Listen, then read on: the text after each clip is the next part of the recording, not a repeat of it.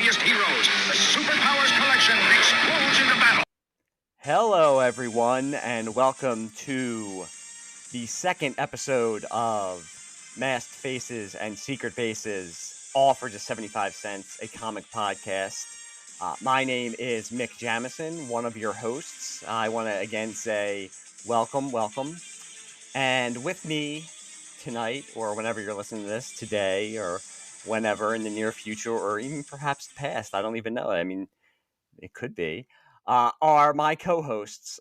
First off, we have movie Matt Sorois, Hello. and we have the all-seeing, all-questioning Todd Sorois, his brother. Thank you. How you doing? First of all, and this is really kind of our first official episode. Our first episode was kind of our origin story. So now this is the after the origin story. I think creators all of a sudden say, "Oh, we have to keep going with this." Luckily for us, we're not really creating new content. We're just talking about content that's already been created.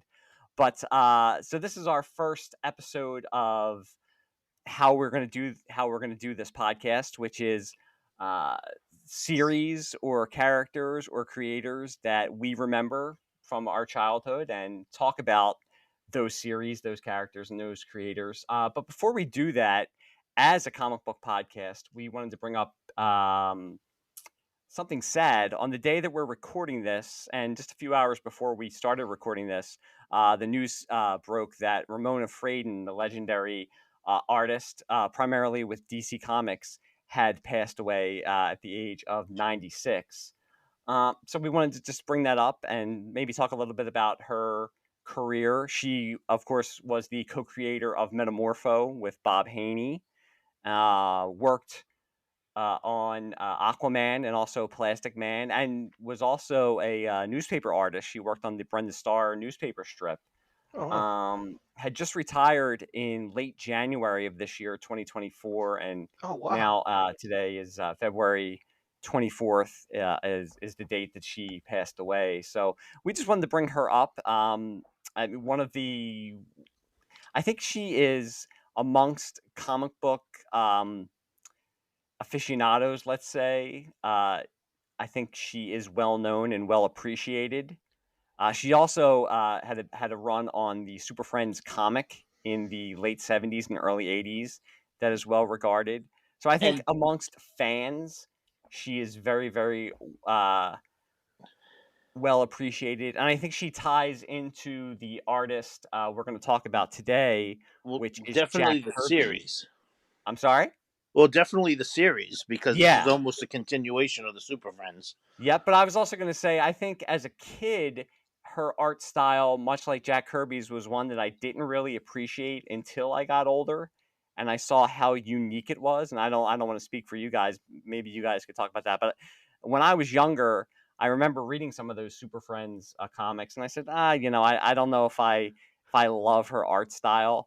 But when I got older and I read more comics and revisited some of those old Super Friends comics, I could see how unique her style was, and my appreciation for her grew. So I don't know if you guys have any kind of insight into that, or I didn't really know much about Ramona Fradon until maybe about 10, 15 years ago, because, I mean, first we should mention, if she's wasn't the last, she had to be amongst the last of the people who had worked in comics during the golden age of comics.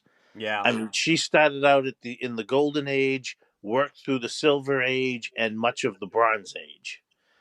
And by the time I really started, when I read comics as a kid, I didn't pay much attention to artists or writers. It was all just the same to me. I would notice differences in the art, but I never really read the credits page. So I wouldn't have really known much about her, because she kind of pulled back after, I think Super Friends was some of her last work, and that wrapped up in the early 80s. So by the mid 80s and all that, I didn't really. But I look at her Aquaman art, and it's just amazing. Yeah. It looks so much better than a lot of what the contemporary artists were doing over at, say, Superman and Batman. Mm-hmm. Drawing those underwater scapes, I guess, just she really made it look. She really made it pop. It was some incredible stuff, and her work on the Super Friends, which again was a comic I somehow missed as a kid, but it would have been right up my alley. And I've started to look at it more again in recent years. It's just some beautiful. It's the perfect. Her art was the perfect tone for that book. Yeah, she had a very Alex Toth like almost, not as much as him, but like very stylistically kind of like that. And he was somebody else that I didn't really appreciate as a kid. Maybe like, coming up when I really got into comics, somebody like Todd McFarlane and stuff. So when you're used to that, and then you're looking at Ramona Fradon or Alex Toth or even Jack Kirby, it looks, I think, to a younger kid's eyes who was used to like a Jim Lee or a Todd McFarlane, maybe it looks a little bit more blocky or stodgy. But and as we'll talk about with the books we're going to talk about today, growing up then, I mean, just like you said, her line work is just beautiful, and she really set the tone for what Aquaman could be. And there's not many who did it. I'm not even gonna say better, but as well as she did. Um, and also just as a woman, as like a trailblazer in the comic industry, because there's not, unfortunately, many, or there weren't back then. There were not as many women artists working. So for her to have such a long career is pretty amazing. I mean, she was basically a comic lifer.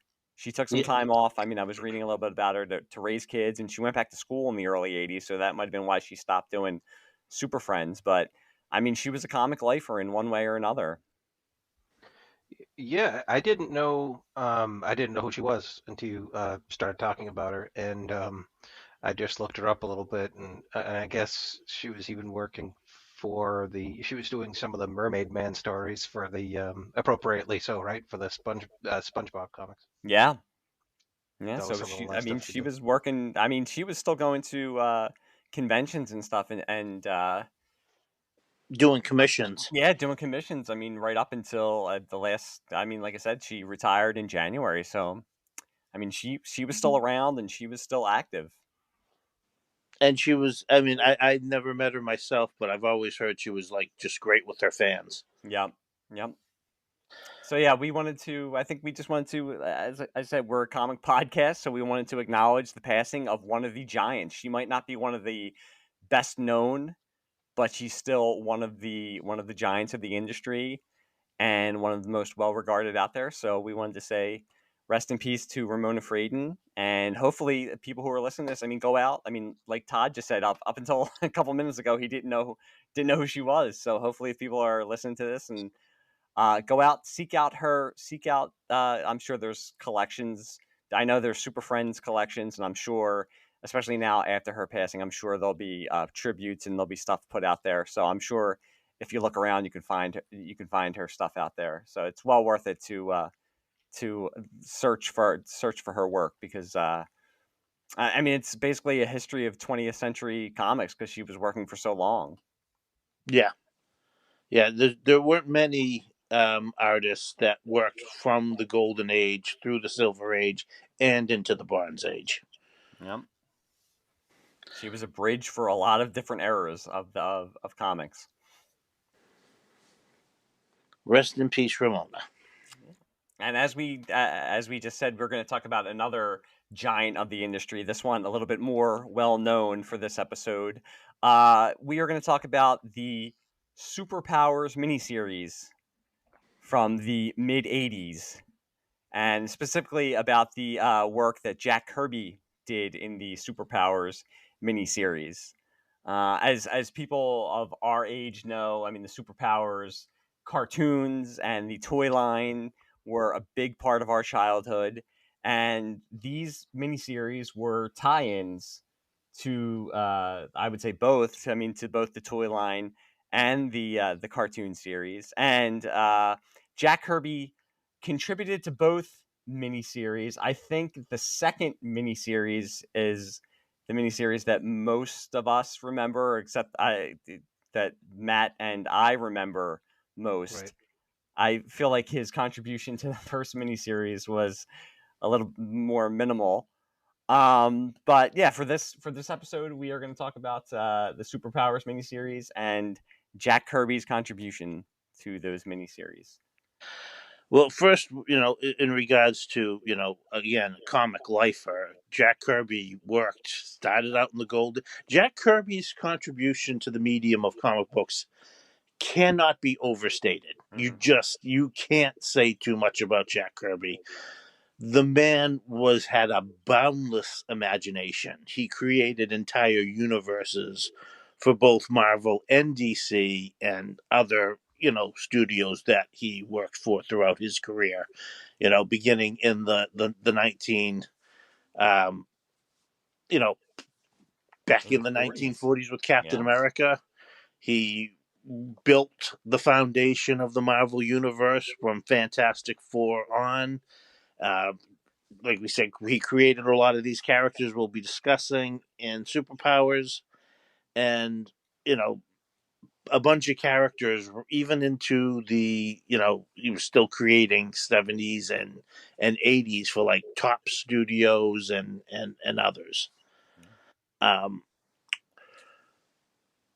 for I think with a lot of people, a lot of possibly younger fans who are into the MCU and into DC films don't realize is 75 to 90% of the characters that they love and the concepts that they love, Jack Kirby probably had his hand in creating.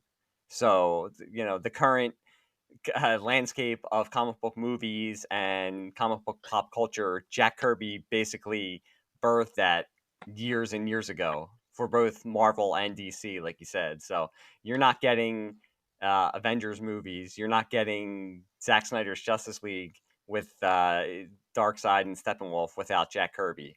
You're not getting Captain America without Jack Kirby. You're not next year. You're not getting the Fantastic Four without Jack Kirby. So yeah, I mean, you could do a whole slew of podcast episodes, and I'm sure people have just talking about Jack Kirby and all of his creations. yeah, just when it comes to just the work in the cosmic, for lack of a better word, like the universe and galaxy spanning ideas, Jack Kirby was the king. The only other person I can even think of that was even close would be Jim Starlin. Yep. But yeah, Jack Kirby was the guy. I could see him. He went to go see 2001: A Space Odyssey. Said, "Hold my cigar because I'm turning this into a comic book." Now you mentioned Jim Starlin, right? Wasn't he also the creator of Thanos, who is more or less Uh, inspired by Darkseid, yes, right? Yeah. Okay. yes. So there And were and Thanos isn't even. You go to Star Wars. Darth Vader is inspired by. I mean, the dark side, but Darth Vader is inspired by Darkseid also. So I mean, Oh, I didn't know that. Star Wars fans. I don't know if George Lucas has ever said it directly, but I mean, it's kind of obvious. So Star Wars fans have Jack Kirby to thank for for Darth Vader and for Star Wars, part of it anyway. I had I because like even I knew even though I didn't read comics much, even I knew the name Jack Kirby, right? Like I knew that it was a huge name from for comic books. But what I didn't realize, at least until we covered the Superpowers seasons of the Super Friends on our podcast, I didn't realize that Jack Kirby was still working till that point. Like I just I knew he was a legend, but I had no idea he was still working.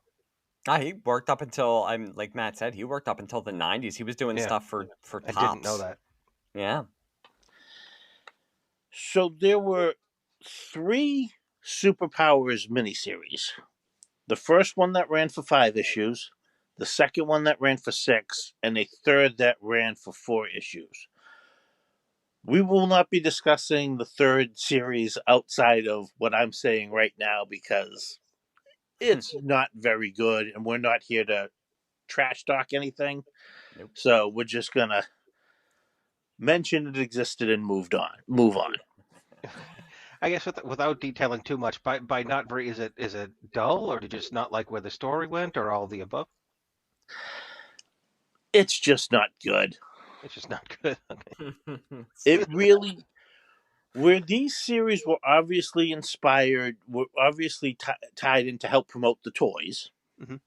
I think part of the problem with the third series is they were promoting the toys that came out during the third wave, and that's where the line was really kind of, running on empty as far as, Okay. characters to promote. And, you know, Golden Pharaoh I was was gonna one of the say main characters of Okay. that series. And do you know who Golden Pharaoh is, Todd?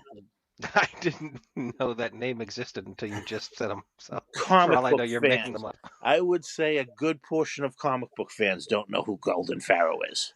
No, no. yeah, it's by then they were just there wasn't really any kind of creative drive. It was basically we need to put product out that's going to help sell the toys, so let's just throw something out there. I got you. Were So they what? something? I'm sorry. So Golden Pharaoh, just briefly, not that it's the Golden Pharaoh podcast, but were they in? I guess was the idea that like, okay, let's make a Golden Pharaoh toy because we haven't He done that yet. Like, were they invented? Was he that was character invented invented for the for that toy toy? line. Oh, okay, I gotcha. All right. So it's like an Apache Chief kind of. Well, Although this would be a DC original, I guess. Apache Chief would have made more sense. Okay. So what we really want to discuss the second series. Mm-hmm. So we will briefly go over the first series because it is important. And in context, this first series came out in 1984. And again, to put some context in this, at this time in DC, in main DC continuity, the Justice League was in their Detroit era. Yeah. So whether you love the Justice League Detroit era, and I do enjoy it, or you hate it, this was a return of the big gun superheroes, Superman, Batman, Flash, Wonder Woman, Green Lantern, all teaming up again because you weren't getting that in the main Justice League title. Really? And which is kind of weird because there is Yeah. continuity in this. Well, this takes place on Earth 32. Okay. Oh, here we And go. Earth 32 was designated as a Earth 1 derivative. It was basically created for any story that came out that was originally going to be Earth 1, but didn't really stand up to scrutiny to fit into the timeline of Earth 1. Oh, well, it's Earth 32. Oh, It's I got you. almost Earth 1, but it's Earth 32. And the So, reason it's designated Earth 32 is it made its first appearance in Green Lantern 32. Therefore, they moved the issue number of that appearance to the Earth number. okay, so that is the official number then. Yes. Got it. But like you said, it does mention when Lex Luthor is introduced into the story, which I'll get to, it is referencing something that happened in Action Comics 544 that was Earth 1 continuity. Got it. So, Confused enough? a little bit, but I get what I parsed from that was Earth 32 was more or less invented because they had some good stories that they didn't want to toss, but yeah, they couldn't. They didn't want to retcon anything, so they just said, "Well, it happened on a different Earth." Yes. I mean, hey, it's a clean solution that I guess really you can only do in comic books, and maybe a soap opera. So for this 5-issue series, Jack Kirby plotted the entire series, but he didn't write or draw anything until the 5th issue. The 5th issue, he comes in, he writes it, he draws it, it's all him. For the first 4, he's plotting it with the art being done by the art is done by Adrian Gonzalez, but he is obviously doing the Kirby style. Yeah. He's trying to draw like Jack Kirby. I believe Kirby did the covers too, correct? Kirby did do the covers. Okay. and I believe one of the reasons, because Kirby worked on the toy line, he did a lot of redesigns of the characters for the toy line. Yep. So that is more than likely the reason why he was basically given this series to do. Plus, it involves his fourth world characters of Darkseid and his minions. So, without further ado, I will briefly go over the first series and begin with what's that with the cover. Perfect place to start is the cover of issue 1, and oddly, not a single superhero appears on this cover.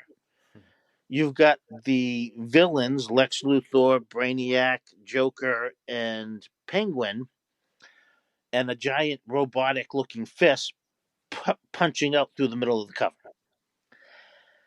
Like I said, this was to promote the toy line, so everybody in Wave 1 made it into this book, into this series.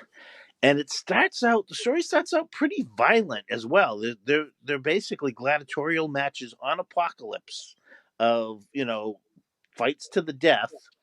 And when there's only 4 warriors left, Darkseid calls a halt to the fighting and says, "Okay, you 4 are now my emissaries of doom." Why they're not the 4 horsemen of Apocalypse, I don't know, but they become his emissaries of doom. He grants them, cosmic powers, and he says, "You're going to go to Earth ahead of me and prepare the Earth for the invasion of Apocalypse."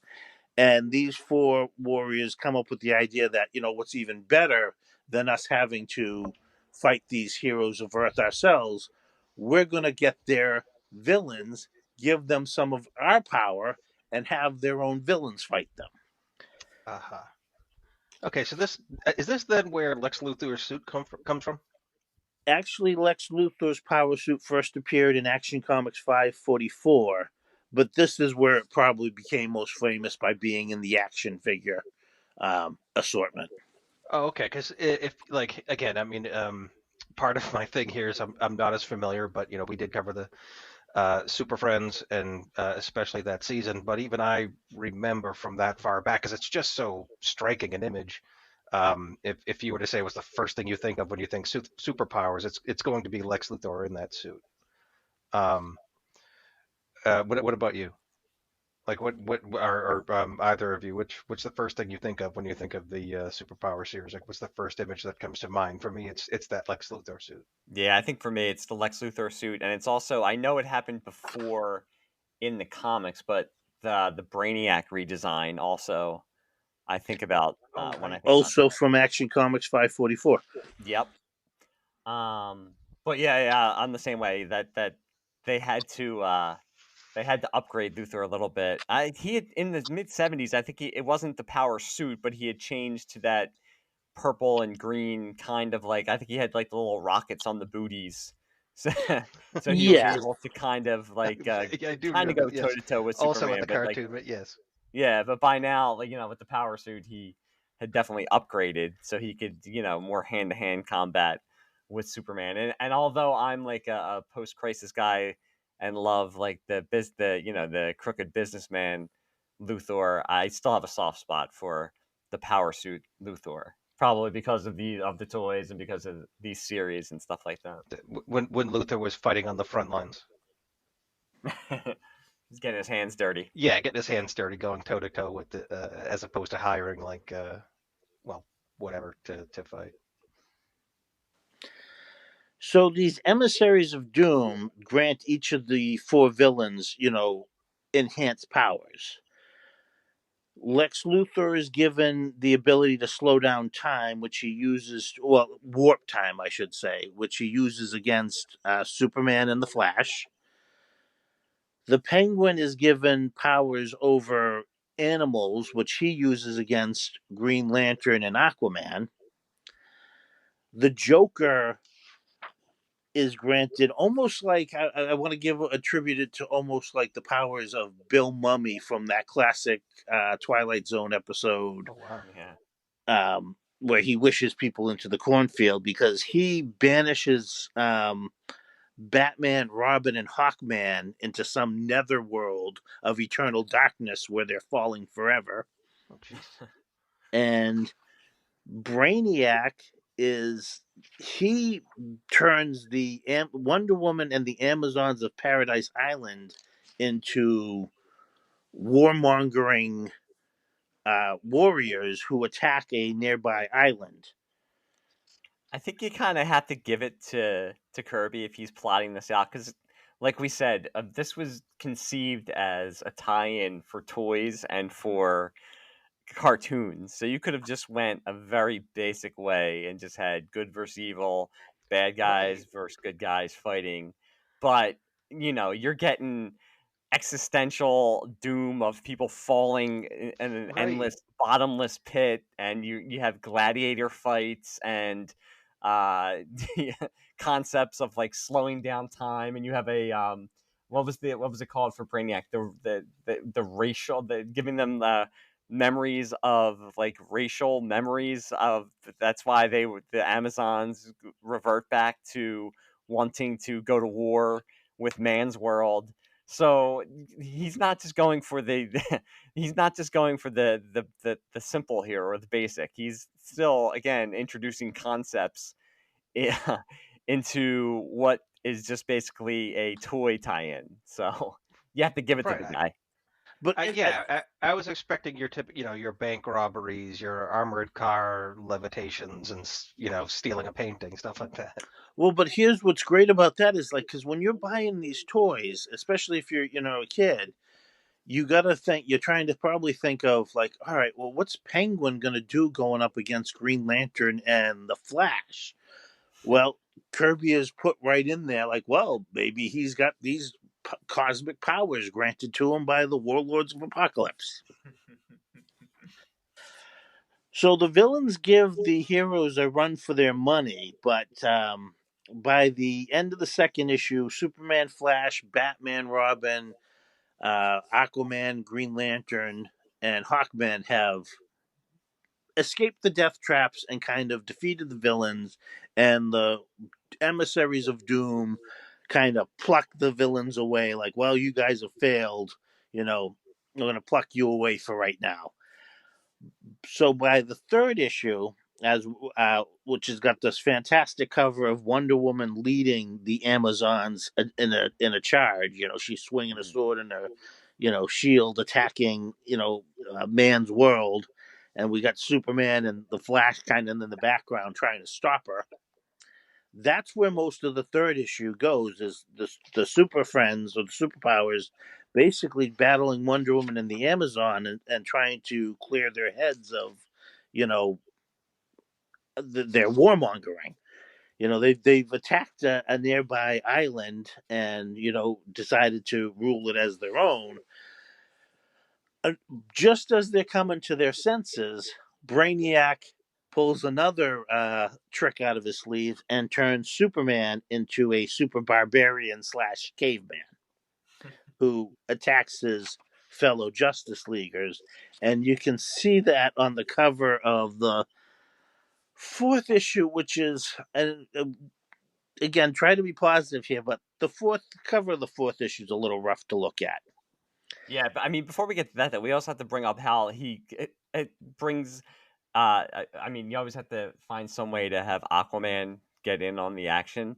So he just Right. randomly calls upon, you're not going to call him Godzilla, but a Leviathan from the depths of the ocean, and some some Something we'd monster never from heard the of before. ocean that just comes out of nowhere, and then quickly after a couple panels is quickly leaves. But just like it's any other day where he just has to call upon some ancient sea creature. I mean, Yeah, it's pretty clever though. I mean, to come up with something that could theoretically go toe to toe with Superman, especially involving Aquaman. I guess. I mean, Yeah. I suppose if I knew a deep sea Leviathan, I guess I would call him up too. He probably had that in his back pocket. He Yeah. always knew, like, eventually I'm gonna have to call on this guy. So if it gets really bad, and Me, I guess in that situation he's like, I knew this day would come, so now I'm gonna have to pull that lever.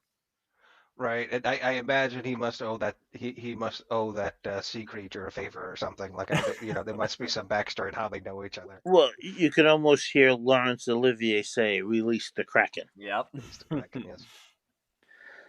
So the cover of the fourth issue is the only issue that features all the heroes on the cover.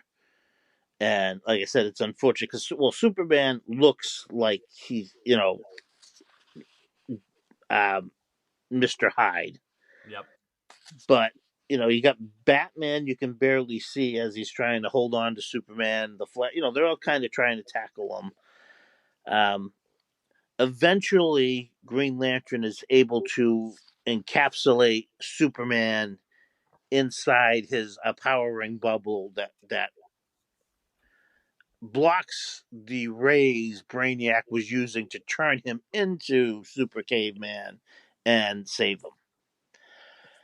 So now in the final issue, well, actually, just before the at the end, by the end of issue 4, the superheroes and the supervillains have both teamed up to fight against the forces of Apocalypse because Earth is their home too, and they'll be damned if they're going to let some alien invaders come and conquer the world they've been trying to conquer for their whole lives.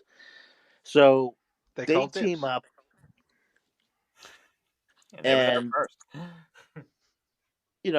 fight the forces of Apocalypse, and of course with the help of the fourth world character Metron, they defeat Darkseid, his warriors, and the Earth is saved. Yeah, Metron coming in late, really introduced late into that story. It kind of is a rush to wrap everything up by the end of that the end of the fifth issue. It is very much a Deus ex machina, Yes. ending, but it's still a lot of fun. The fifth issue, I would definitely say, is the best because the not if you like Kirby's art, Adrian Gonzalez does a good imitation, but it's still an imitation. Hmm. And when you see the actual Jack Kirby art in the fifth issue, you can say, yeah, this is kind of what we were missing. Yeah, it's the whole miniseries is that it's, as I said before, with like some of those concepts and some of the deeper concepts.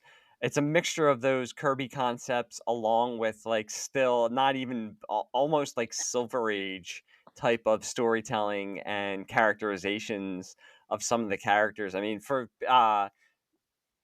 modern comic readers, if they're used to what Darkseid is, if they went back and looked at this miniseries, I mean, there's a point where Darkseid decides he wants to go down to Earth to observe what's going on, and he kind of like is in he's in like an office building. It's supposed to be like the offices of DC Comics, and he just gets on an What elevator to take an elevator like down to the down to the street.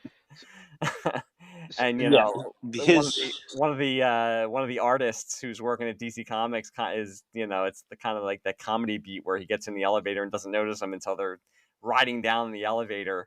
And even some of Darkseid's dialogue, it's now he speaks like very grandiose and stuff like that. I think in some of his dialogue he sounds like Doctor he grew up Doom. in Brooklyn.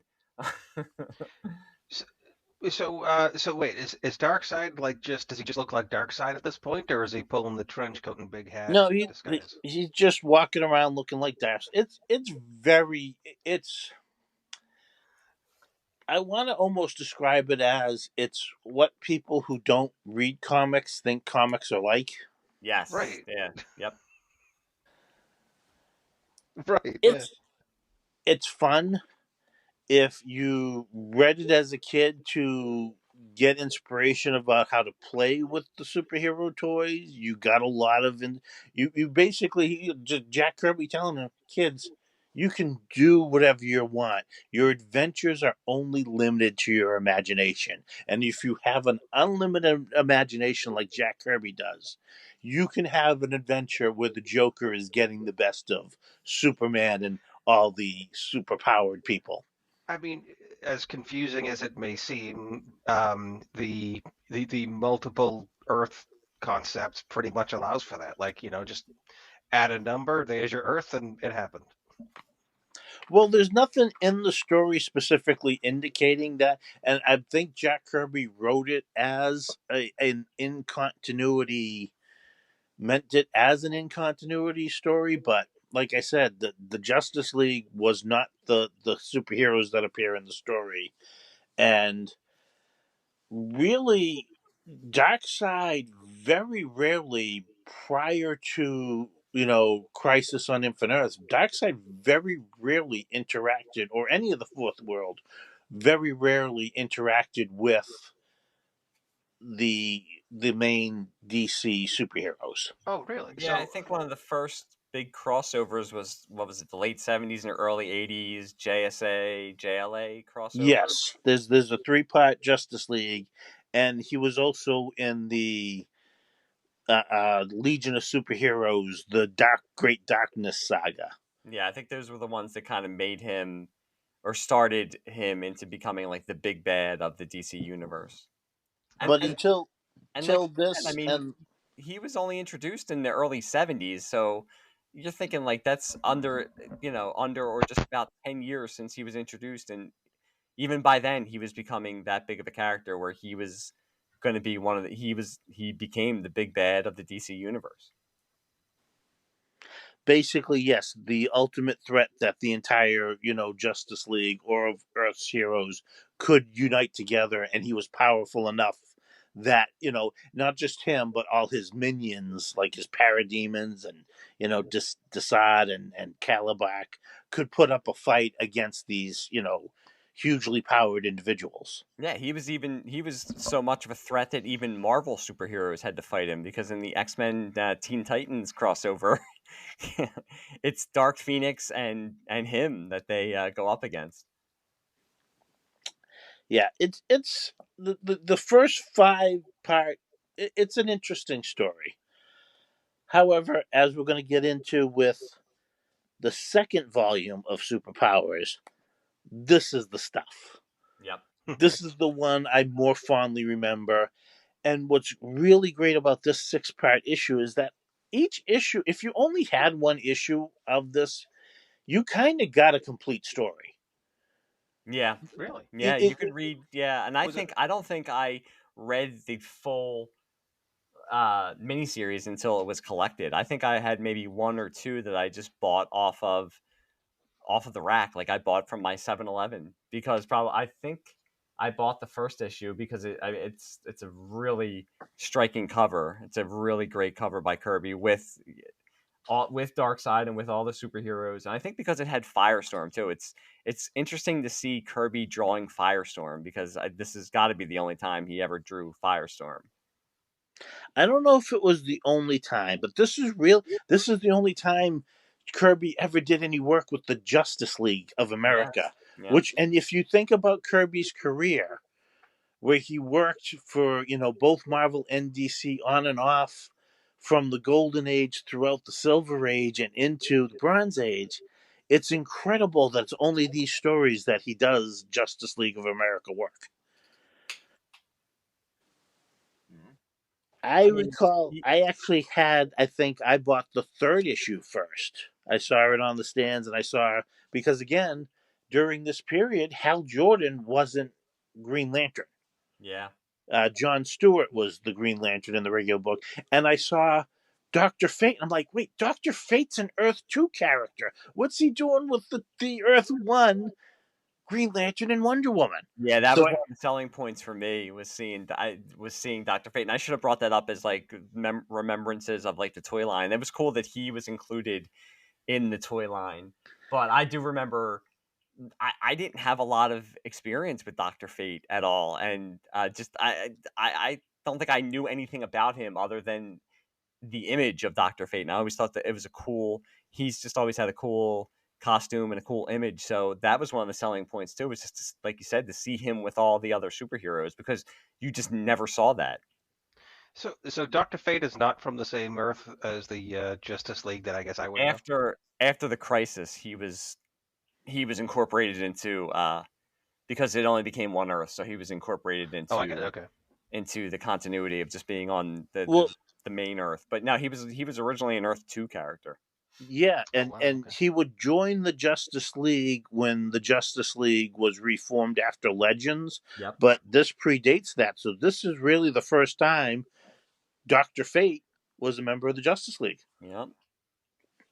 Now, as you mentioned, the first issue has this fantastic cover of, this oversized, like a Godzilla sized um Darkseid holding the superheroes in his hands, like I'm gonna crush you. And the issue begins, well, because this second series is promoting the second wave.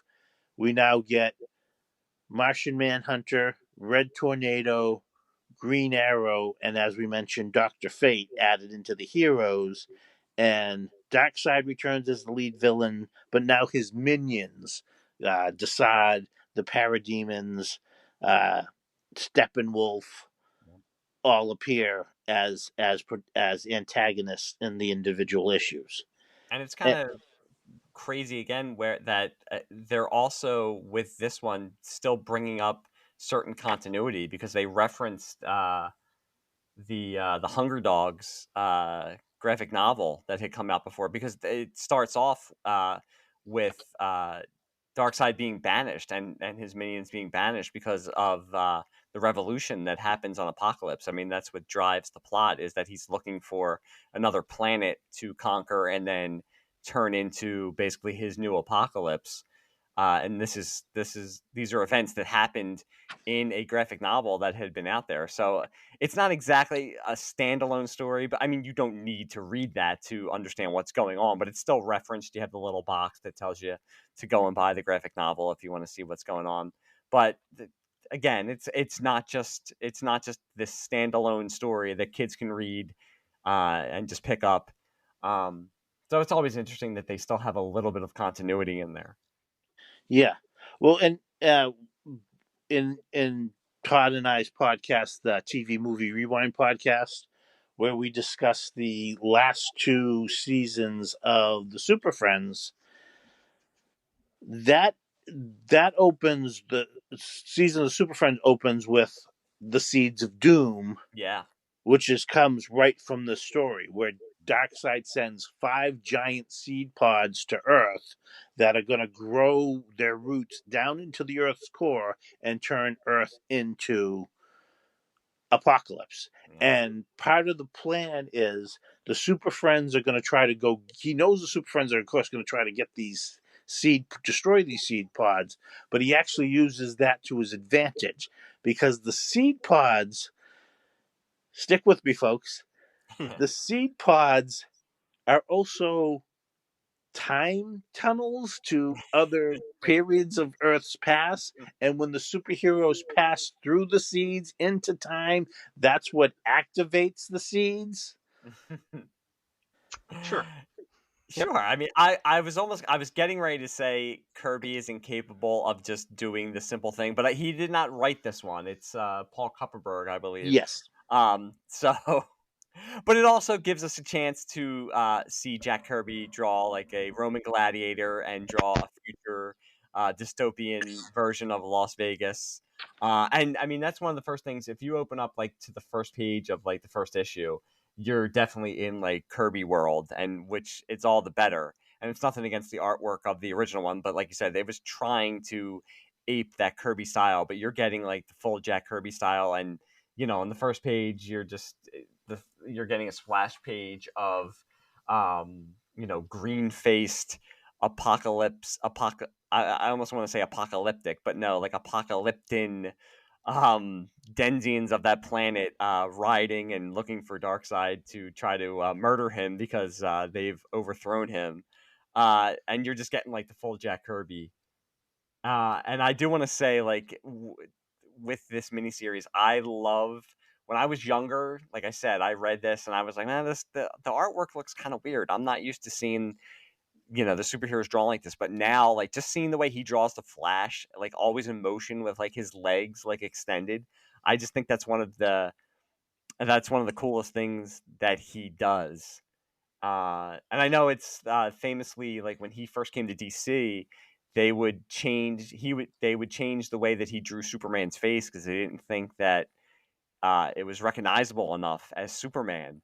But that's like What? one of the best things about Kirby is just like the faces that he draws on, the good guys, the bad guys. I mean, you're feeling it when somebody is in pain or somebody is experiencing angst or sorrow or screaming or getting punched. I mean, that's the whole Kirby experience right there. Well, these guys screaming for Darkseid's blood on the very first page. I mean, one of the guys looks like he's a zombie. Yep. You know, a very, He actually looks like he's from the Black Freighter comics from the Watchmen a little bit. yeah. And all through these first few pages of the first issue, it's Darkseid wandering through war-torn apocalypse. And apocalypse is bad enough as it is, but now it's being torn apart by a revolution. He's attacked by two guys who he incinerates with his omega beams Yep. and makes his way to Desaad's lab, where they take a boom tube to Earth with their plan of, terraforming Earth into the next Yeah. apocalypse. Through the sewers of Apocalypse. If you think Apocalypse is bad, you do not want to have to go through the sewers of Apocalypse. Well, the ghetto of Apocalypse is the Armageddon. Yes. Yeah. The Armageddon. Yes. I love it. So we cut to, he and his minions ride the boom tube to Earth. Sounds like an album or something. Yeah. And we cut to Martian Manhunter breaking up a bank robbery. And, he does his, let's face it, a group of bank robbers don't stand a chance against the Martian Manhunter. And so he kind of brushes that off because he's got to go meet with the Justice League because, they know that these seed pods have started appearing. So they've called together a gathering of the Justice League, and we get this great full page panel of, Martian Manhunter entering the Hall of Justice, and we get almost all the superheroes. I know our mentor Rob Kelly will look at this page and say, "Where's Aquaman?" Because Aquaman is, for some reason, well, we know Aquaman is already on the scene of one of the seed pods, but I don't know why they didn't have him here. Yeah, Aquaman does not come out the best in these two miniseries. He seems like kind of an afterthought in both of them. But with the Martian Manhunter, I do enjoy that when he lands at the Hall of Justice is yellow because that was the color of the toy set, Yes, the Hall of Justice. So I like that they stayed on brand with that. And yeah, that splash page that has always I can remember looking at that when I was a kid, and again like thinking like wow the superheroes just look a little bit different. Like I just was not used to Kirby style, so it took I couldn't wrap my young brain around it back then. It took a while for me just to appreciate what Kirby was doing. But now looking at it, I mean, I love the way he draws Doctor Fate. I love his Green Arrow actually, and his Flash is it just always seems like he's in motion a little bit. He doesn't even have to be running, but he's always in kind of like a crouching type of pose where he's just looks like he's getting ready, like he's waiting for the starter gun to go off all the time. he does a great firestorm too because that flame out the top of his head is clearly flame. Mm-hmm. I mean, it really looks like Red Tornado should probably be taking a few steps back. So we get this meeting of the Justice League, and as I said, they're discussing these seed pods. These 5 seed pods have appeared. One in Stonehenge, one in the Roman Colosseum. One is taking roots on in the Nevada desert. One on Easter Island, and the other in New York. So as a classic Justice League story would go, they're going to split off into teams, each team investigating the seed pods, and they even know they're trying to they got these roots growing down to the core of Earth. So we got to go out there and we got to stop them. And our first team up is Martian Manhunter continuing to the seed pod at Stonehenge, and there's where he meets Aquaman, who's gotten there ahead of him. So they arrive at Stonehenge. Decide tricks them into going through the seed pod, which sends them back to Camelot. Yeah, we get to And see Jack Kirby draw the the Knights of the Round Table, which is pretty awesome. and they look very much like his Asgardian characters. Mm-hmm. In fact, the knight on the far right of the bottom panel looks very much like Baldar the Brave. Mm-hmm.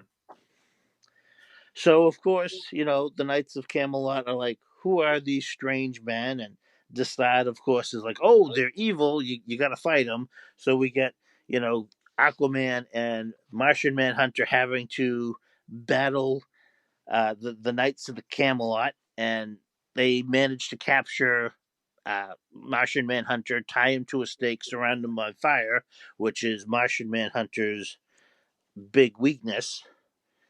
But the Justice League know how to do their how to escape these things. Yep. So they make it back to the modern age, and they find that the seed pod is growing even more. We go to the next issue. But like I said, this kind of, if you only read this issue, you really are kind of getting a full story. Yeah, you're getting a nice contained adventure.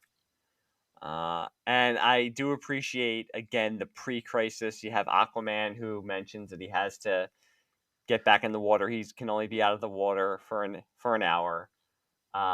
We'll get to it with Green Lantern, but he has his weakness to the color yellow.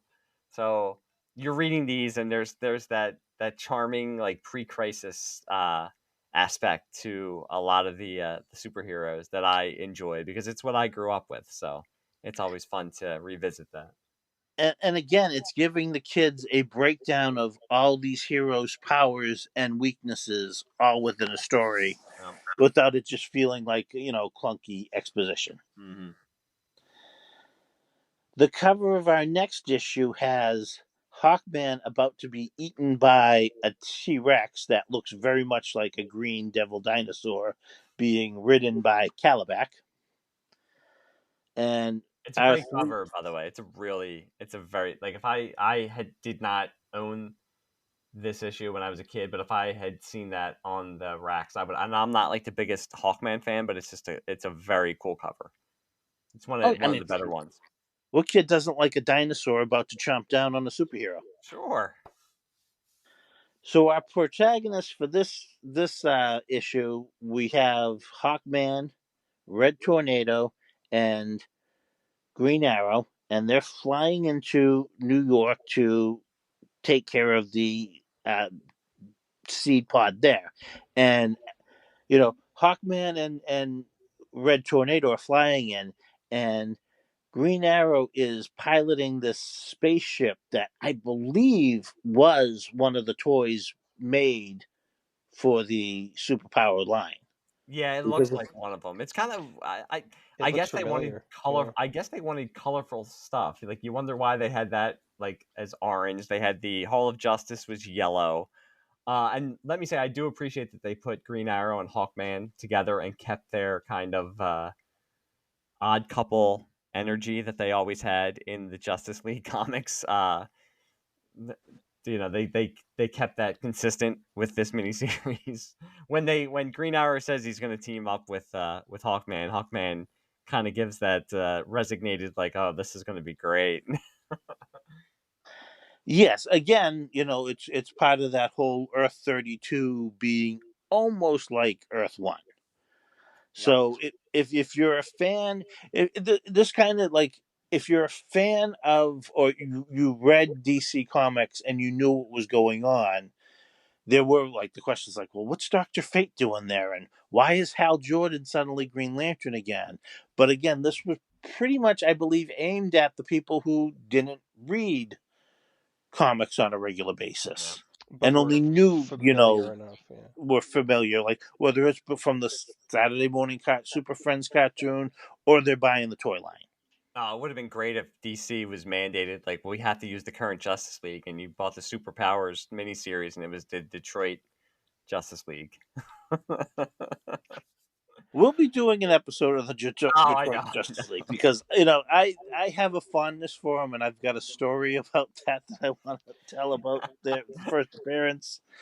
I look forward to doing that because I need to revisit those comics, and I have a hunch that I'm going to enjoy them more than I did when I was younger. Because when you're younger and 10 years old and you buy a comic that says Justice League on it and expect Batman and Superman, and you end up with Vibe, you tend to be a little testy after that. I really think that the hate the Detroit League gets is not because of who they were, but because of who they weren't. Sure. And let's face it, they weren't the Justice League. Yep. But they were a cool team and had some cool stories. Yep.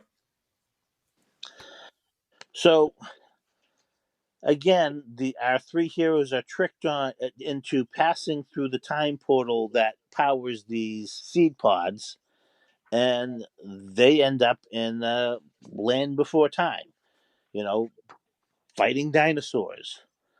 We get a brief image. We get a page of Green Lantern, Wonder Woman, and Dr. Fate arriving at Easter Island to kind of give us a little prelude of the next issue. And I just love the image of Calabac riding these dinosaurs. There's also a great image of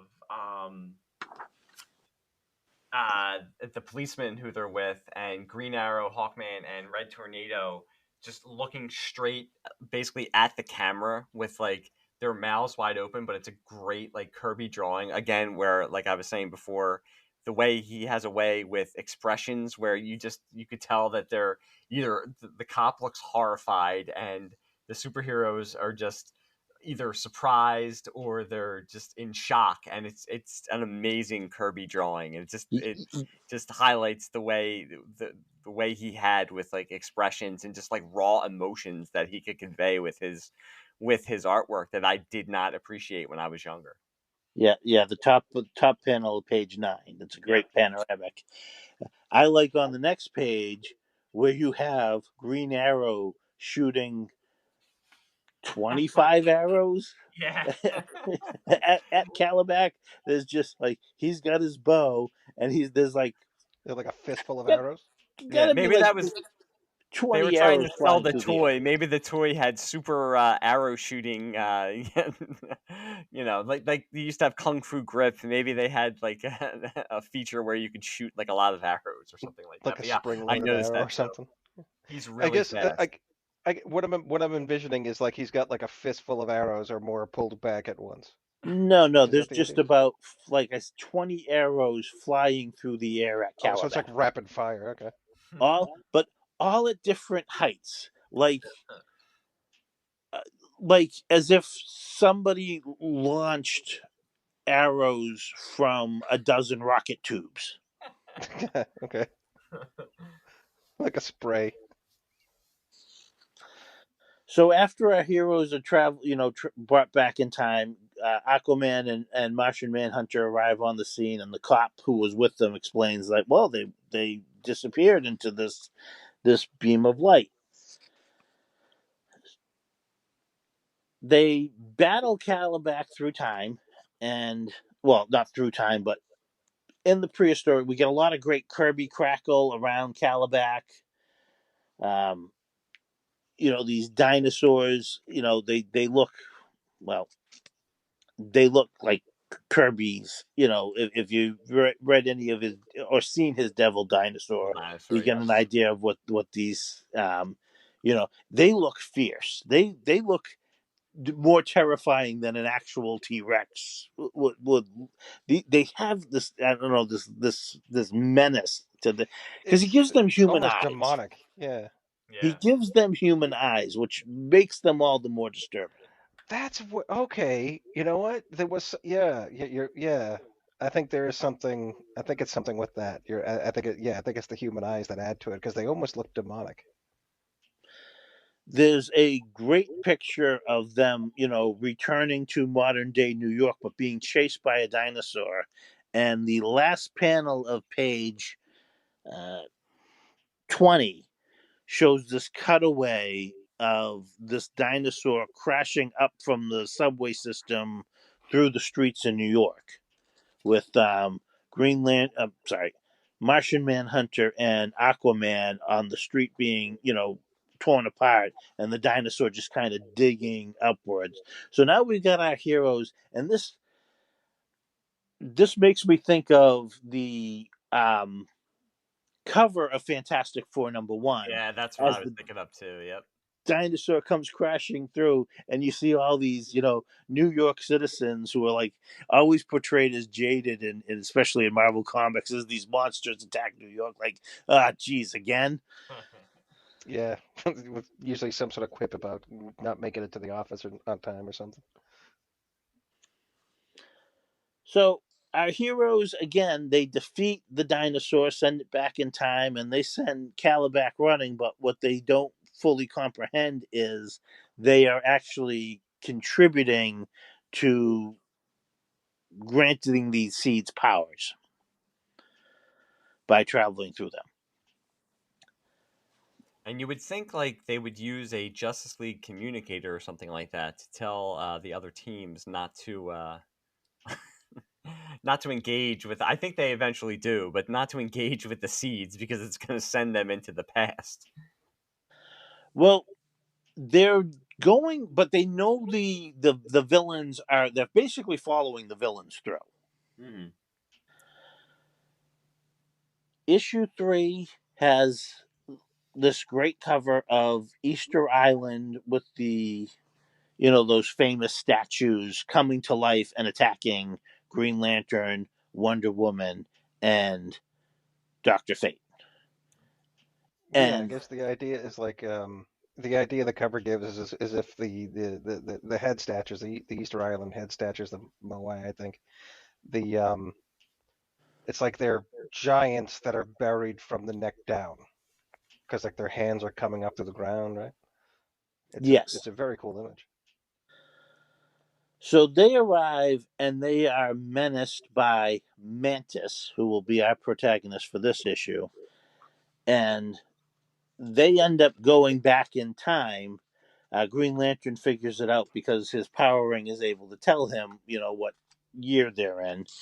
And when they get there, they're attacked by giant stone-like aliens. At first, they like in on the cover, they assume that the statues have come to life, but they are in fact alien invaders. I do appreciate that they. I mean, I'm sure, but I don't know if when I was a kid reading this, I saw where it was going. But obviously now reading it, I saw where it was going. But it was clever. I like because you know that eventually, from looking at the aliens, what they're eventually going to become. So I do. I thought that was clever. Yes, and the natives on the island are worshiping these aliens, and of course, they're going to run afoul of our heroes, who will battle these aliens and send them packing back into space, thereby saving the inhabitants of Easter Island.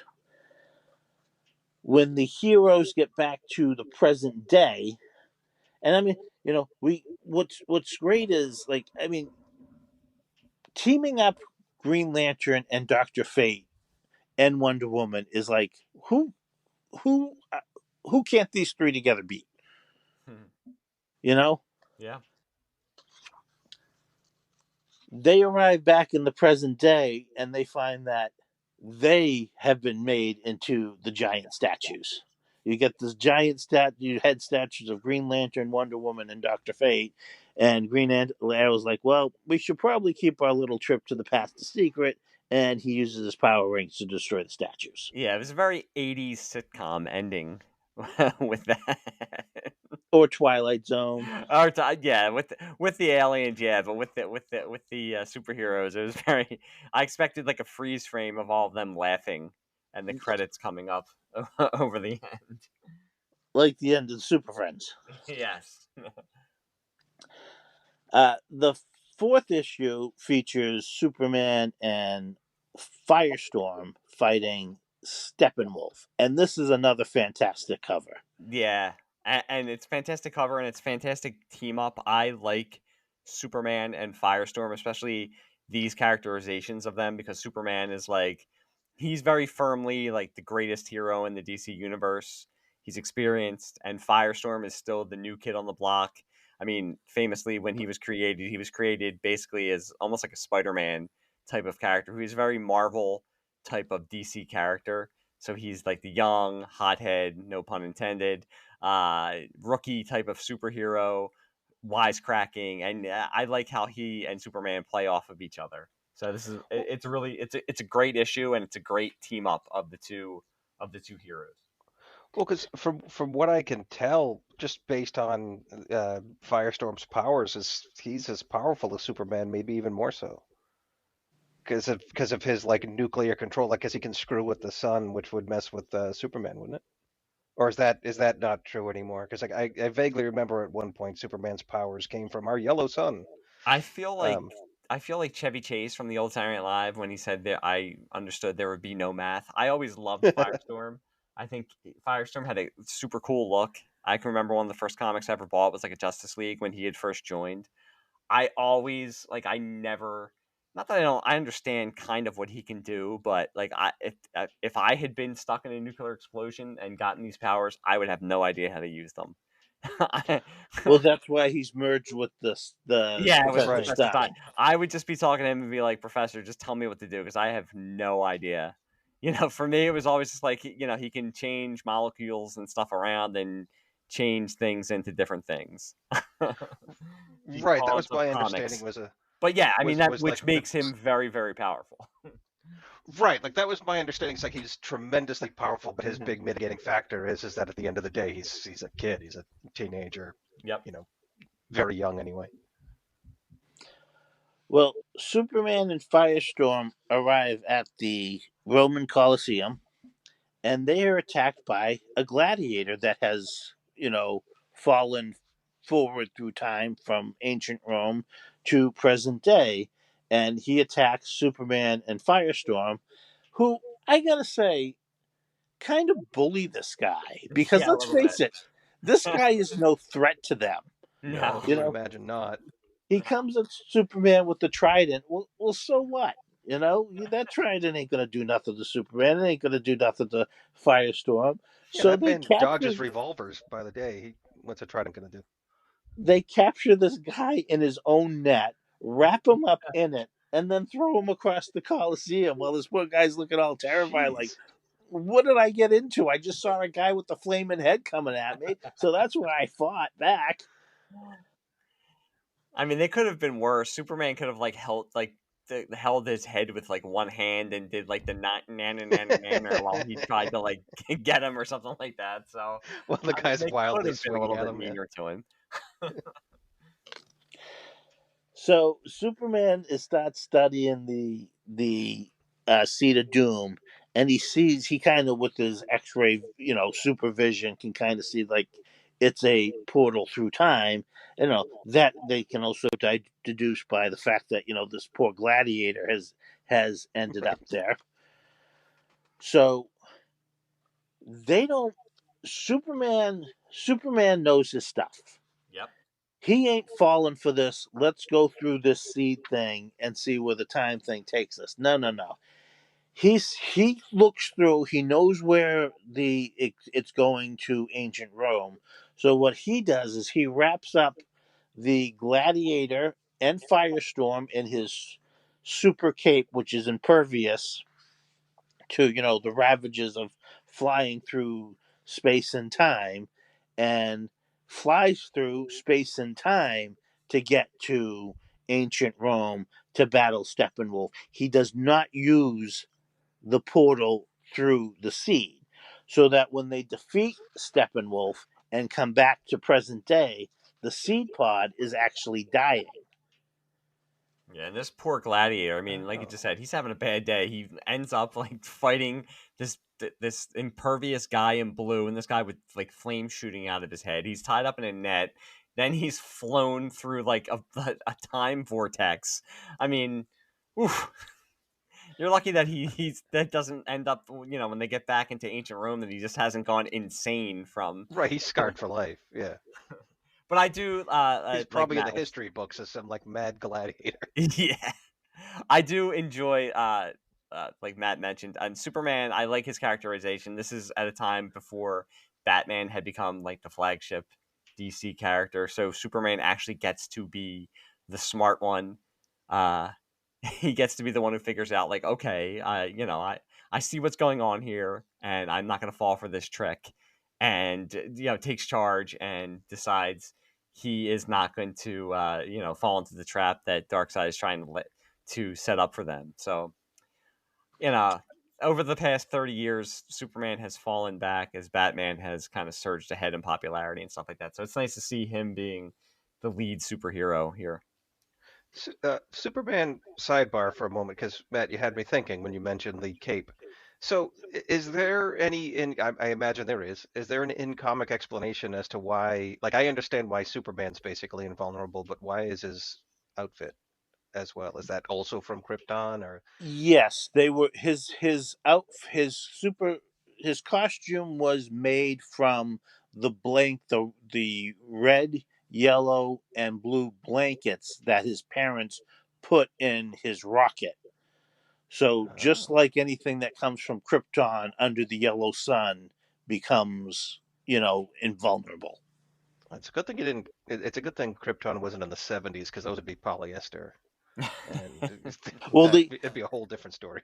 they even had to kind of come up with this whole thing about how Superman and his mother had to like unravel the threads because they were super strong, and Sure. use his super heat vision to kind of cut and sew and get it to turn them from blankets into his costume.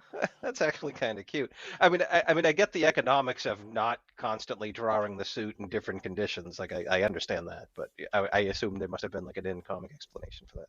Okay, great. Yeah, Thank you. that would be something John Byrne would do away with when he rebooted the character, Well, because yeah, post crisis. I've definitely seen images of Superman with his outfit all torn up. So unfortunately, Steppenwolf, even though they don't fall for going through the seeds, Steppenwolf has prepared these ancient gladiators on how to battle Firestorm and Superman. They get kryptonite chains around Superman, and they, douse, Firestorm with organic material that he can't really fight against. And so they end up being captured. And because this is ancient Rome, Firestorm and Superman are thrown into the Colosseum to battle lions. Those poor lions. You would think. But because Superman's weakened by the kryptonite, and, uh,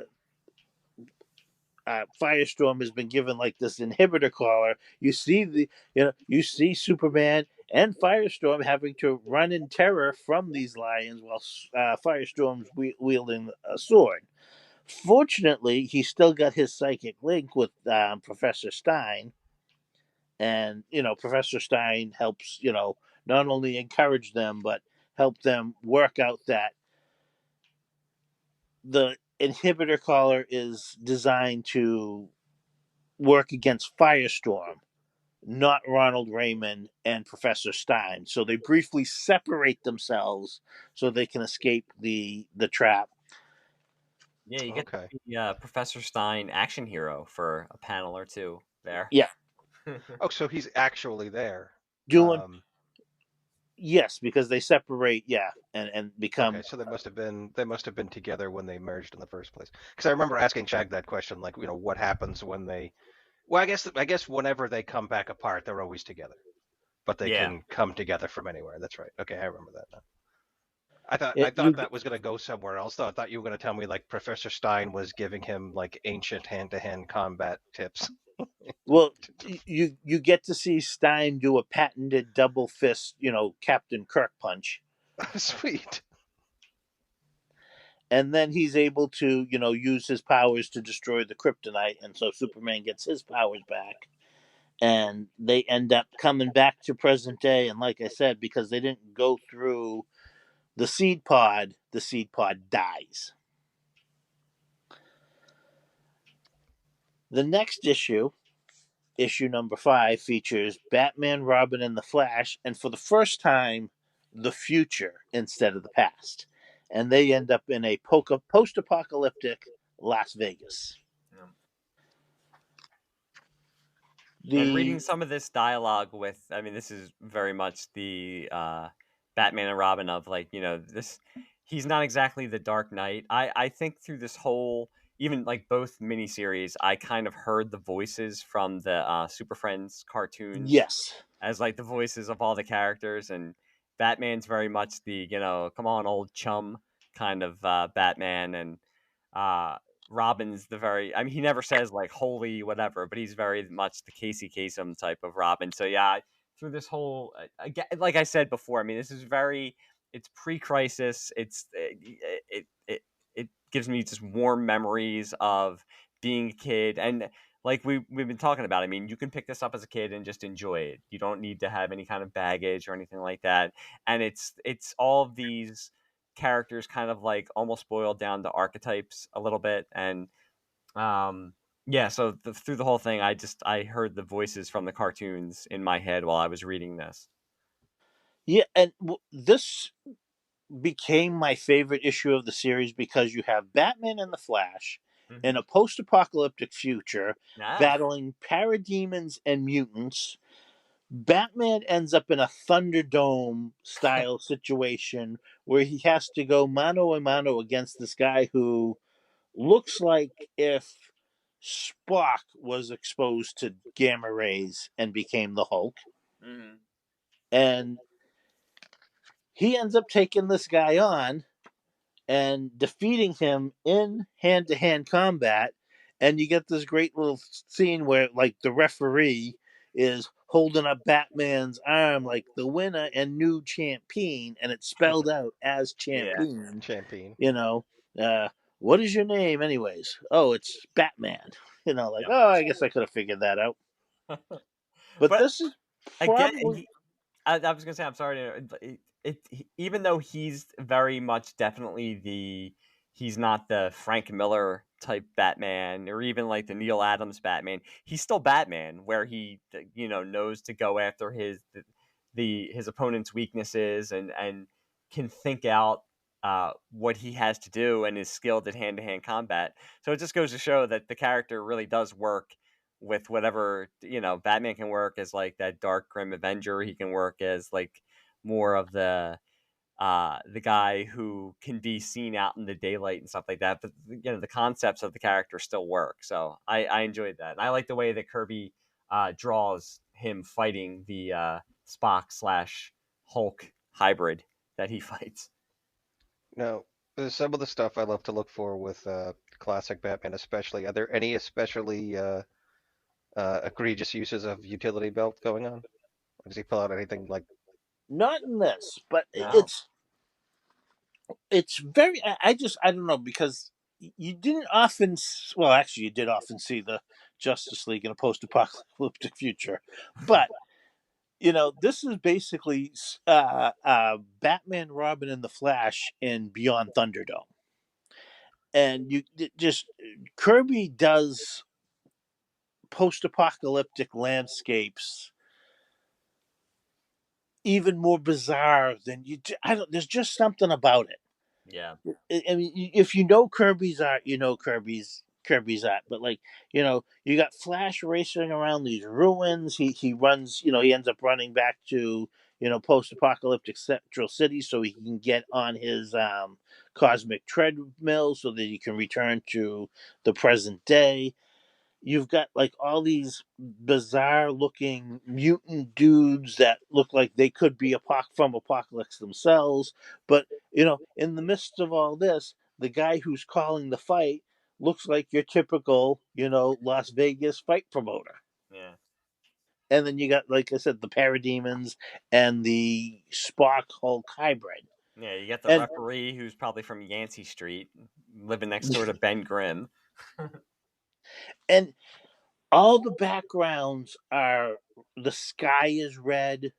Almost all the backgrounds have this red, so you almost get like this irradiated glow Yeah. that's going on in this, in this future where Darkseid is kind of ruling over Las Vegas. And there's this great panel on, I think it's page 20, where the Flash is running and his just like leg is like so extended, and it actually looks like the action figure that they used to have. I remember the Flash action figure where you could like make the legs move and stuff, but his leg, I just love. Like I said it before, the way Kirby draws the Flash like running is just like so cool. Like he's just like always in, he always looks like he's ready, like he's waiting for the starter's gun to go off, or he's just like always in motion. But yeah, I think this might have been the best issue of the whole miniseries. And this is just, I mean, it's all been fun. Yep, So and now we get to you the have to go in final. with the right mindset. You know, you can't go in. I always have to kind of tell myself that, because after reading all of these comics for all these years, you have these expectations, but then it's like you just have to put yourself in that mindset of when this was and just like give into it. Because if you can't do that, then you're just not going to enjoy yourself. I would have been 12 when these issues were out, and I think that was the perfect Yeah. age for this. Yep. Any older, I might have been rolling my eyes. Any younger, I might not have really, understood all the concepts. But I mean, again, the way Jack Kirby draws it all, it's like you can you know who everybody is. Mm-hmm. You know who these characters are famous enough. Maybe you don't know Red Tornado or Doctor Fate or Martian Manhunter. I certainly wasn't too familiar with Martian Manhunter at the time because he had been disappeared from comics for over a decade, only occasionally appearing in a Justice League issue. Yeah. But it's just it's almost like what if I'd had all these action figures, it's probably what I would have been doing with them. Mm-hmm.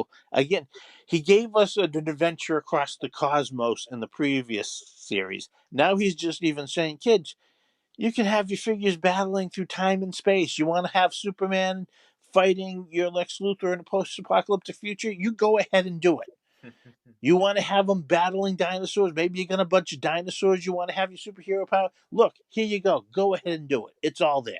Yeah, he basically used this as a toy box and just said, "Go ahead, have at it." So with the final issue, we've got, the cover is the superheroes are all lined up on the left and the villains are all lined up on the right, and it's a face off. We get our splash page, which is Darkseid's moon base, where he has been, hiding out, building a fortress, ready to invade Earth once his seeds of doom have done this work. And so you see the moon base with, Martian Manhunter's hand coming in from off panel, pointing out, like, okay, this is, we got to take out this convoy, we got to take out this moon base and figure out how to stop these seeds. And then we cut to a 2-page spread of the heroes launching their attack. Yeah. And once again, it's just, it's so much fun. It is. It's It is fun. The only complaint I will have is that Superman looks like he's diving off of a diving board. Um, I'm surprised that he puts Martian Manhunter like right in the center. You would think that might have been like the Superman spot, but other than that, like quibble, it's like super cool. You got Green Arrow on like the bottom of the page getting ready to unleash an arrow, and you just have all the heroes and villains in motion, like they're just engaging each other in battle.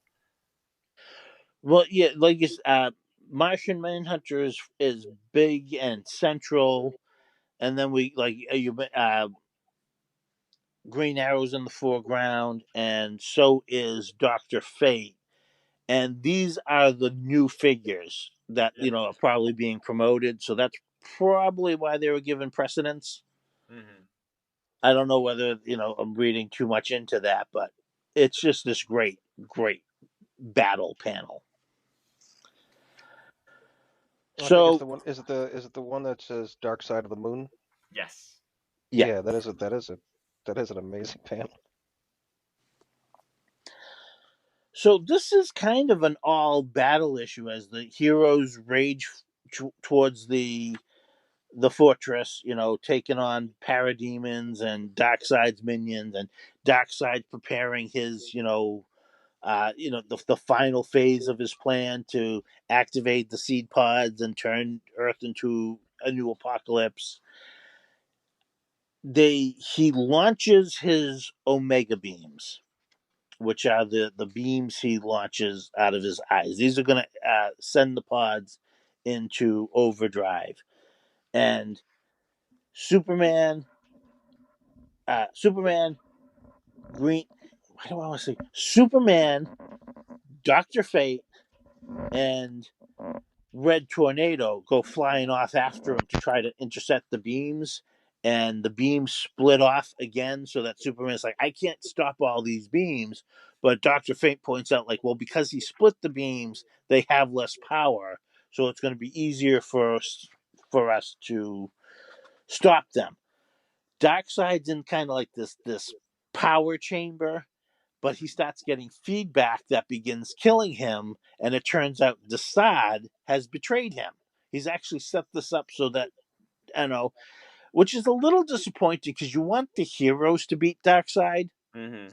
You know, you don't want it to be, his downfall from one of his minions betraying him. But again, this all wraps up really quick because Desaad is cackling how he's, destroyed Darkseid and he's going to run Apocalypse. And then all of a sudden, Batman has Desaad by the throat, like, nope, you're beaten. You're not going to rule nothing.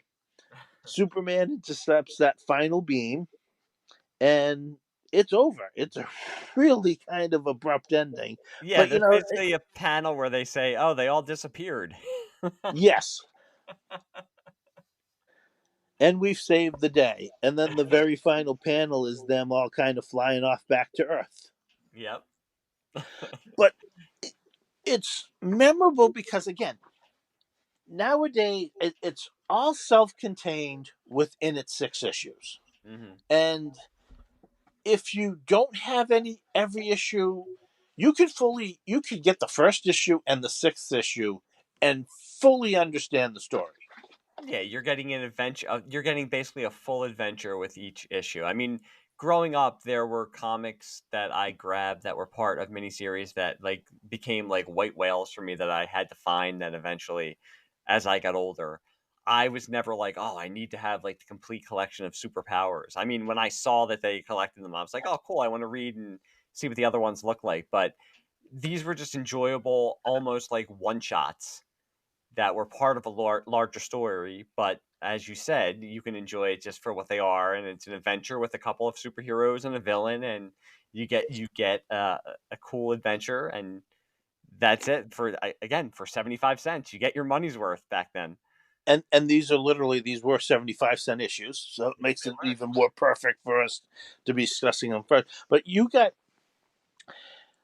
one of the icons of comic book creators, Jack Kirby, drawing the iconic DC characters. Like you said, people who don't know anything about comic books, no Superman, no Batman, no Wonder Woman. Even at this period, I mean, now these people they're all over TV and movies. So Right. even some of the lesser known characters, are in the public consciousness. But any kid in the 1980s could have picked up these issues and had no problem following what's going on. I mean, it's some heady stuff, it's some cosmic stuff, but that's not deeply seated in any type of continuity. All the characters are recognizable, and it moves at a fast pace. You're getting like, what kid can't understand the concept of superheroes versus dinosaurs? Or superheroes battling knights of the round table. Mm. It's so much fun. It's so, again, I don't think I was quite onto the Kirby yet, but I still enjoyed it. Yeah, I think I enjoyed it for what you said, is that you were getting all of these heroes together. You were basically getting the Justice League. And I think I was the same way too. Back then, wasn't totally on board with Jack Kirby, but I wanted Superman and Batman together. I wanted Robin there. I wanted Green Arrow. I was like, oh, cool, Dr. Fate, Red Tornado. I don't usually see these because I wasn't buying older issues of Justice League then. Why do they look a little bit weird? I don't know, but it's cool. They're all together. Now, and like we discussed, with the first miniseries, you're getting Kirby plotting, so you're not going to get cookie cutter. You're going to get some cool, thought out, cool concepts. With the second miniseries, you're getting the full Kirby, and with him working in different time periods and the past and the future, you get to see him unleashed and working with the best known DC superheroes. So for 75 cents, again, you're getting your money's worth with each issue. You're getting a full adventure, and like Jack Kirby, I don't think he was ever capable of mailing it in, but he's not mailing it in. He's putting the full effect out there for each issue. And I just I especially the second miniseries, enjoyed it immensely, like rereading it and getting just to see him putting his stamp on these characters. And it not just only probably got kids who were into the toys kind of into the comic. I would say it was the perfect stepping stone from kids watching the Saturday morning Super Friends into probably their first comics, because I don't really think that, like, I don't see people buying the toys leading, like kids who like the toys being led to the comics. I think they would have just liked the toys, more the other way. If you liked the comics, you were probably going to buy the toys, or if you liked the Saturday morning cartoons, you were probably going to buy the toys. Not necessarily, because the toys did come with mini comics, if I recall. They did. I mean, it's the same way now where people say they think that if you like the movies, that automatically means you're going to buy the comics, and that's usually not the case. Because People are, the comics don't really match the movie. sure. And I don't, like you just said, I mean, with this, I don't think if you weren't into comics, you might have been into the toys, but that doesn't mean you're going to be like, okay, I need to go seek out the comics. Right. But if there was a kid who enjoyed the Saturday morning cartoons specifically, who saw these comics and said, "You know what? I want to check this out because I like that cartoon. Can I get this comic?" It's going to be a better gateway than if they had picked up, say, an issue of the Justice League, Yeah. Yep. regardless of whether it was the Detroit era or not. Yep. Just and again, it's not dumbed down, but Nah, it not at all. is much like Star Wars. It's not dumbed down, but kids can still appreciate and grasp what's going on. Mm-hmm.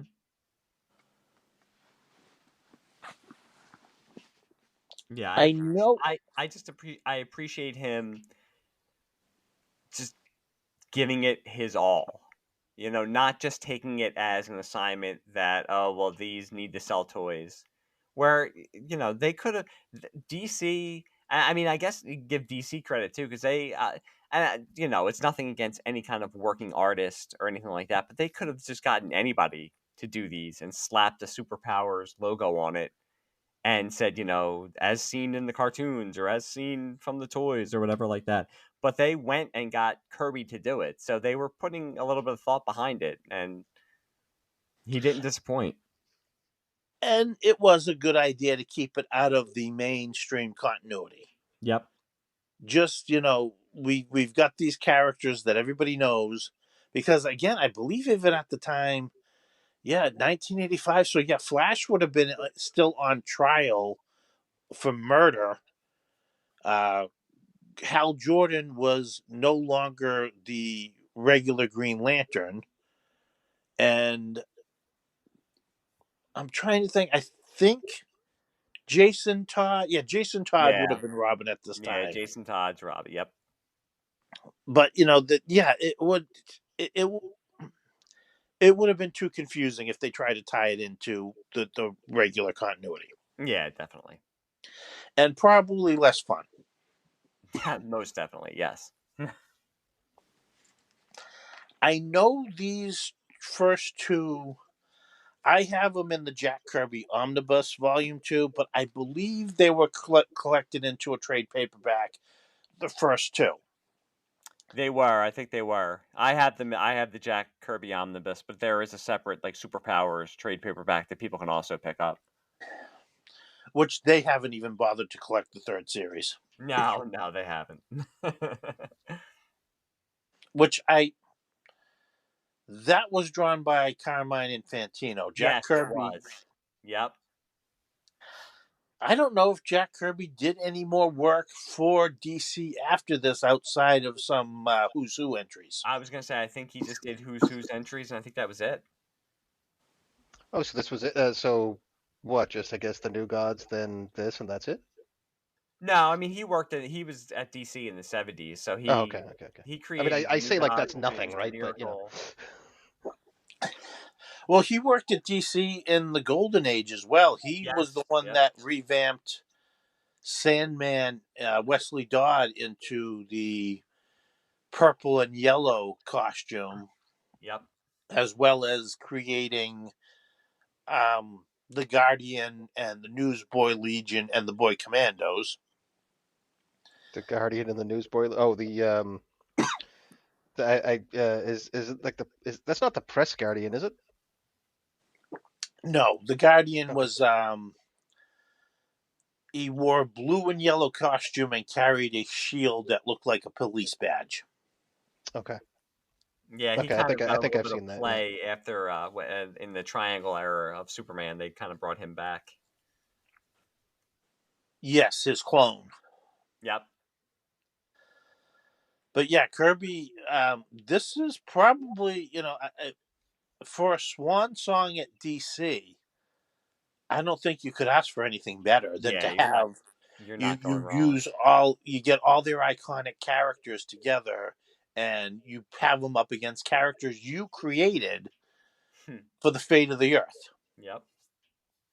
And Yeah, I that's think even it's just going to show again. I still think in especially again now in this modern age where I think a lot of people with the Marvel movies got to see Stan Lee, and this isn't going to be like a diatribe crapping on Stan Lee, but seeing him cameo in all of them, I think everybody thinks, well, he created everything, and just the Right. common person just does not realize how many concepts and universes were introduced by Jack Kirby that we would not have the modern pop culture that we have right now if Jack Kirby had not had worked in comics. And that's not going against Stan Lee and his contributions also, but Jack Kirby, because he wasn't the salesman and the carnival barker that Stan Lee could be, he does not get the credit that he deserves, not only with Marvel but with DC also.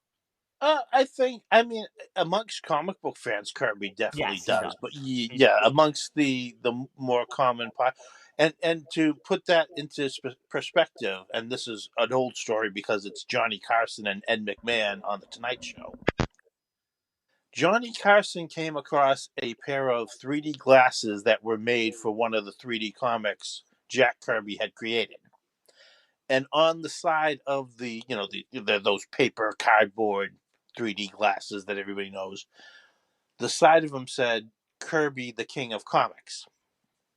And Johnny Carson was like, I know comics, thinking comedians, mm-hmm. not comic books, Oh. comedians. So he's like, I've never heard of Jack Kirby. Have you ever heard of Jack? So they're all kind of like, I don't know who this guy is, but I don't know why he thinks he's the king of comics. Later, they found out and like, oh, comic books. Oh, okay. And that perfectly demonstrates how the main,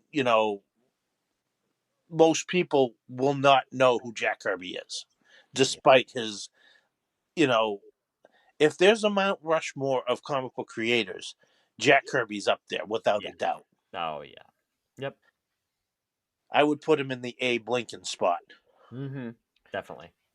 I think a lot of that might have to be, like you said, Mike, is that, Stan Lee was just really excellent at being so outspoken, being the carnival Yeah. barker for Marvel. That, yeah, that's the figurehead. And that worked. Which I mean, it it worked kind for of makes Marvel. sense. I mean, Yeah. that's who you'd want, right? Because he was really good at it. Yeah, I mean, like I said, I'm not. That's not to Sure. No. disparage Stan Yeah. Lee or No. take away any of his contributions. Also, you don't have to take away the contributions Right. of one person to build up another.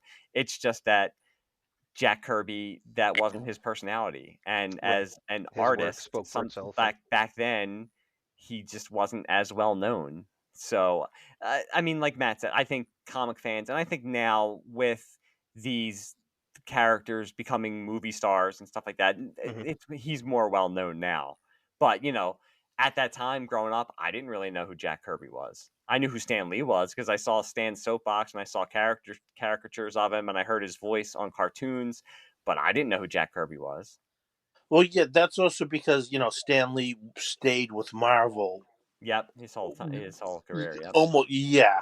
Whereas Jack Kirby left to go, not only create his own stuff, but also to work for DC, and therefore it was even in Marvel, the company's best interest, to really promote Stan Lee as the guy who Yeah. created the Marvel universe, because here he is still here, and he's the publisher, and he was the editor in chief for a while, and he's the publisher.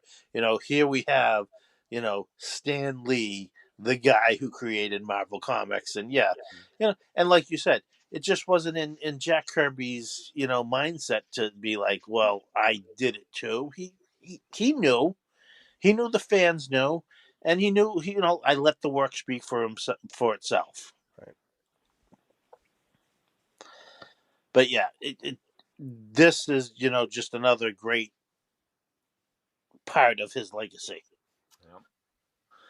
And I'd be interested, hopefully we get some feedback on people who read this when they were younger or people who are just now discovering it if we're talking about it and they're discovering it for the first time, because you don't get to see Jack Kirby work with the Justice League and with the DC heroes. So I would love to hear people's thoughts on that, on what they thought of like both miniseries. I know like we didn't skip over the first one, but we kind of rushed past it because it's just him plotting it, and we wanted to get to the second one, which I think is more in our memories and what we think of when we think of the superpowers miniseries. But hopefully, we get some feedback from people who with some thoughts on Kirby's contributions to DC. I'm trying to segue into, since this is like our first official episode, we are on Twitter and Facebook. If anybody wants to just communicate with us, let us know they're listening, or just drop us a line or anything like that. If anybody wants to get in contact with us on Twitter, we're at FacesBases0808. And we also have a page on Facebook, the Masked Faces and Secret Bases. You can check that out. If you want to email us, we're actually at maskfacessecretbases@gmail.com. And we are on Apple and Spotify and Amazon Music. So subscribe, and review the podcast if you like what you're hearing. And let us know what you think about the introductory episode and this episode also. Yeah, tell us what you think. If we're doing something right, let us know. If you think we're doing something wrong, let us know. We're right at the beginning of here, so we can kind of fine tune things. If you want us to go maybe more in depth into what the story was about, we can do that. If you want to say, hey, what? Here's some great comics we'd like to hear you talk about. You can let us know with that too. Yeah, that was my next. I was going to say, let us know if there's anything you'd want to hear us talk about. I mean, with this podcast, I mean, we joked about it in the introduction episode. I mean, there's a billion comic book podcasts, so we're going to obviously go over things that people have talked about. We'd love to talk about, these hidden hidden gems that nobody has ever talked about, and maybe we will do that. But we're also going to go over things that other people have talked about. But give us suggestions on what you'd like to hear. If there's any kind of miniseries, if there's a certain run on a character, or just a certain time period of a character that you want to talk about, let us know. And I'm sure, believe me, with all the comics we've read and stuff like that, I'm sure that if it's something we haven't thought of, we'll want to talk about it. Yep. Well, I guess that's going to wrap up this episode. Yeah. And I think for our next episode, speaking of, we're going from DC and the Justice League and Jack Kirby. And for our next episode, and you know what? Like bringing that up, I don't know if anybody has covered this. On some, I've never heard it on any podcast I've listened to. So hopefully, we're the first people to do it. But for our next episode, we are going to cover Now Comics, the comic publisher from the mid to late '80s that went into the early to mid '90s. So that is going to be our next episode, where we cover Now Comics, which should be an interesting conversation. Yeah, we'll be discussing the comics of Now Comics. Yes. Because as much as I tried to research and find more about the actual Now Comics, I really wasn't able to. Yeah, but the same. Yes. Wow. We'll be covering some That's of the almost impressive, really. the comics of Now Comics, and that should be a lot of fun. I'm really looking forward to that. Yeah, so am I. But this our first episode dropped on the 24th of February, so we're hoping to do episodes every 2 weeks. I think that's going to be the schedule that we're gonna try to stick to. So yeah, like I said, I mean, look for us on Apple, on Spotify, on Amazon Music, and you should be seeing us showing up in your podcast feed about every 2 weeks. And we'll be posting some photos on Twitter and the Facebook page of what we discussed here. Yep. So you can look and reference those. Yeah, it's always nice to see Jack Kirby art. So we will definitely be posting some photos. All right. Well, I guess I'll see you around the comic racks. All right, thank you guys, and see everybody in a couple weeks. Coming from the farthest reaches of the universe to challenge the worst villains on Earth are the most powerful heroes ever in the battle of the Superpowers Collection.